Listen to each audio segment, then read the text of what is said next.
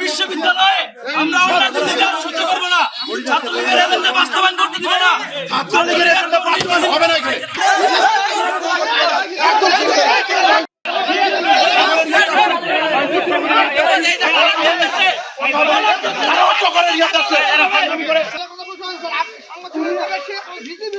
আপনি এখানে কেন আসবেন? ভিসির বিরুদ্ধে সংগঠন আপনি ভিসির পয়েন্ট উত্থাপন করেছেন, ভিসি সে ভুল বলছে, ভিসি সেগুলো বলবে আপনারা সেটা ভিসির বিরুদ্ধে আসছে। বিশ্ববিদ্যালয়ের পরিবেশ ঠিক করে দায়িত্ব আমার স্যার। বিশ্ববিদ্যালয় মত চলবে না, আমরা ধরলাম কোনো মত চলবে না, এখানে তো মত হইলো, মত চলবে না, এখানে আপনার সামনে মত বলছে, এখানে আপনার সামনে তো মত বলছে, এখানে মত আগে হয়নি, আপনার সামনে মত বলছে। ওরা মাসে কিভাবে কলার ধরে স্যার? না স্যার, এখানে যাওয়ার কিছু নাই, আমাদের কলার ধরছে। আমি যদি এটা জবাব দিতে পারি জবাব দিব, নাইলে এই ভার্সিটি থাকবো না। তুমি যেগুলো আন্দোলন করবো আমার আমি প্রত্যেকটার উত্তর দেবো, প্রত্যেকটার উত্তর দেবো।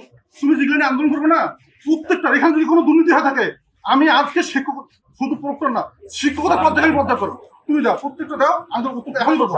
তুমি আমার সমস্যা লাগবে তো, তুমি এখানে তোমার তোমার তোমার কি কি দাবি, কি কি অন্যায় হয়েছে, কি কি দুর্নীতি হয়েছে, শোনো কি কি অন্যায় হয়েছে, কি কি দুর্নীতি হয়েছে, তুমি এখন দাও প্রত্যেকটা উত্তর আমি করবো। ব্যর্থতা আমরা মনে করি বিশ্ববিদ্যালয় প্রশাসন, আমরা ওই পরিবেশ পাইনি বা কিছু মববাজদের কারণে।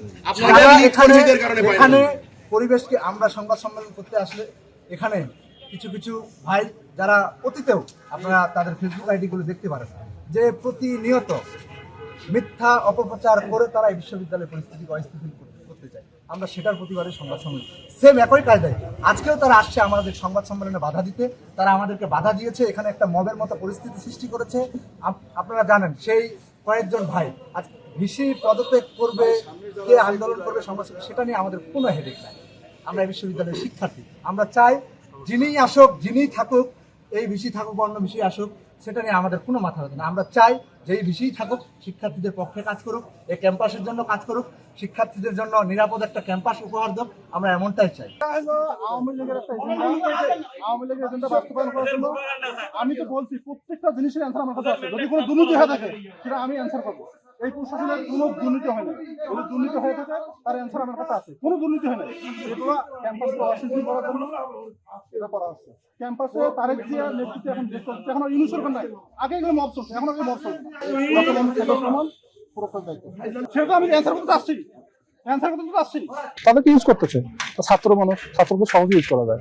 বিগত আপনারা দেখছেন বেগম রোকেয়া মানে 6 মাস 7 মাস করে বন্ধ ছিল, সাধারণ শিক্ষার্থীদের ক্ষতি হবে।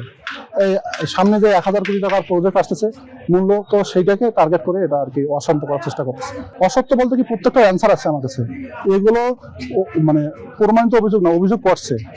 যেমন 18 জনকে ভুয়া সংযোগ চাকরি দিয়েছে, এটা 10 বছর আগে হয়েছে, এই প্রশাসনকে দিয়েছে, তো তাদের চাকরি যাওয়ার একটা প্রসেস আছে।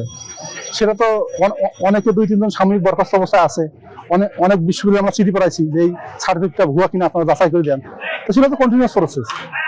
এগুলো তো আগবাড়া অভিযোগ করার কিছু নাই, নিয়মের মধ্যে আছে, সবকিছু নিয়মের মধ্যে হবে, কোনো মত আসলে এখানে চলবে না।